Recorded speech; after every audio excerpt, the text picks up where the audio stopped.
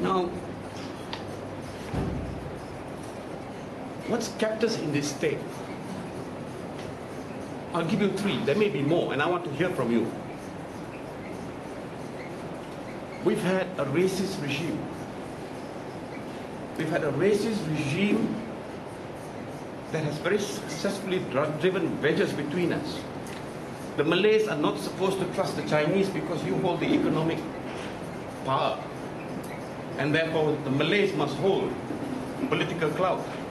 The Indians are irrelevant. And the same goes for the Orang Asli and all the other indigenous groups. They are irrelevant. And as long as they kept us divided, they maintained status quo. Who helped them? Who helped them to continue with that? A mainstream media that has never recovered from Mahathir suspending them in '87, taking away the licenses, and when they were restored, they have never been the same. You know, Ibrahim Ali spews his race rhetoric in PWTC. The next morning, Utusan Malaysia carries it into the homes of the Malays in the heartland. And decent people, I mean, Malaysians by far and large are decent. Decent people begin to ask, what's going on? Kenapa Melayu, kenapa Cina mencabar hak Melayu ke? Apa Ibrahim Ali cakap? This is in the rural. And thankfully, Asing and Pak Ali and Murugan get along like a house on fire. So Asing macam ni, tahulah orang ni orang pekan, tak ada kerja lain. Tak ada kerja lain. You know, but it plays on his mind. Relations remain good. But what UMNO is doing is, they are securing their vote bank. Because even as Asing and Ali and Murugan continue to get on well, come polling day, Ali gives the vote to UMNO. That's what they've been doing. That's what they've been doing. I've mentioned two. A race regime and a mainstream media that has been lying to us. Now the third is our own apathy. Our own apathy, our unwillingness. Let's be honest. How many of us, let's be honest, have said, what opposition means economy unstable?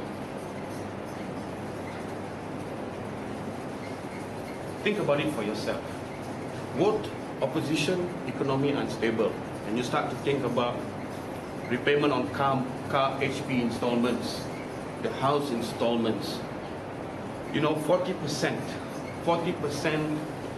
of the Malaysian population earn 1,500 a month.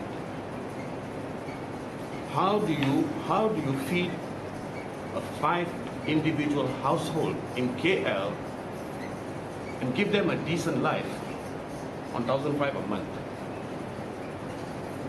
How? BN doesn't care. BN doesn't care. Now, why have we been stuck in this, right? Look at the elections, the 8th of March, 2008.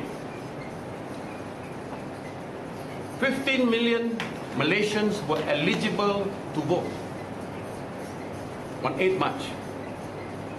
Only 10.9 million were registered. 4 million were not registered. Okay? Now 10.9 registered. 8 million showed up to vote. 3 million stayed at home. They were registered, but they stayed at home. Alright? Out of 15 million, 7 million did not choose to participate in the electoral process. Why should I even consider them third-class citizens in this country? Why?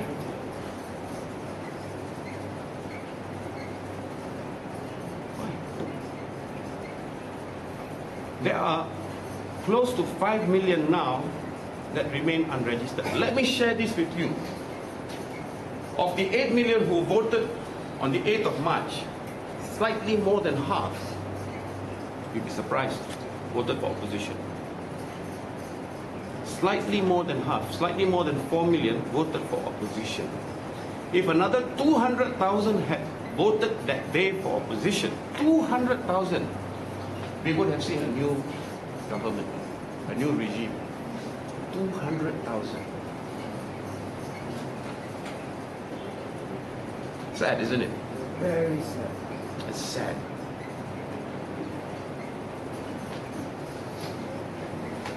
So how do we change this? How do we get people to get up, take responsibility, take ownership?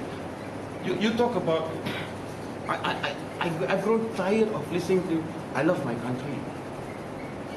I love my country. You know, we talked about the essentials of the nation state, the similarity with the tribe, geographical territory, the land. Have you all seen how our forests are being ravaged?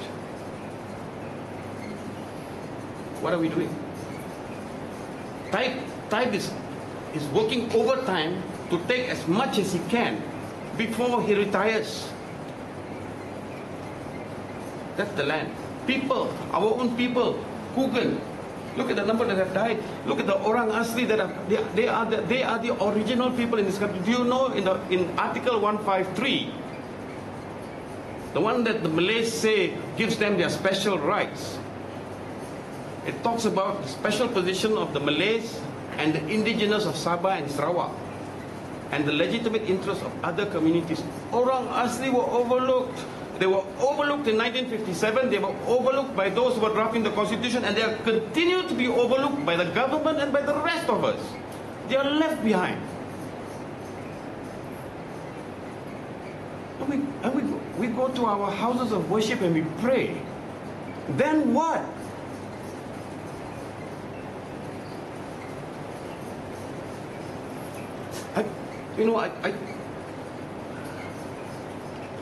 If we were prepared to fight the external threat, does it not behove us to deal with this one? You know, look around you in history. Internal problems like this can be dealt in one of two ways. Dealt with effectively in one of two ways. The ballot box, the vote. And that means an effective, cohesive coming together of the Rakyat, single-minded, one purpose, to bring justice back to this land. But if that won't happen, there is another. And it is called bloody revolution.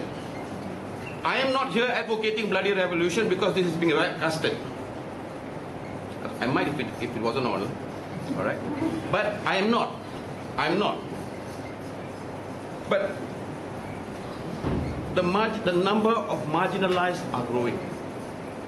And if you study the history of revolutions, it will teach you this, that when there are enough people who are disenchanted and who feel the system and the rest of the population treat them as if they do not matter, they will come back and bite your way of life.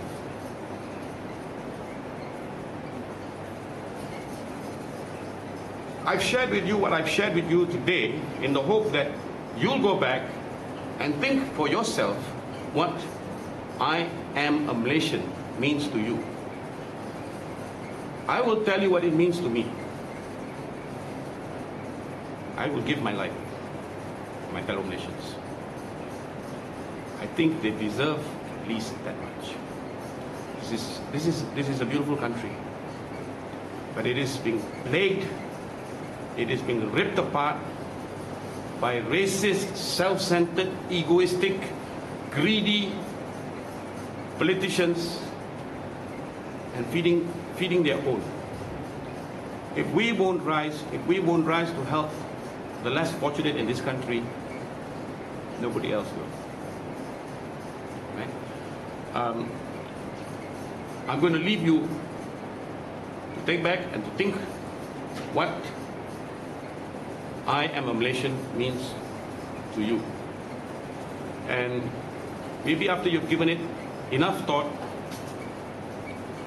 if you feel that you do love this country, then think about what you can do to make it a better place for the less fortunate.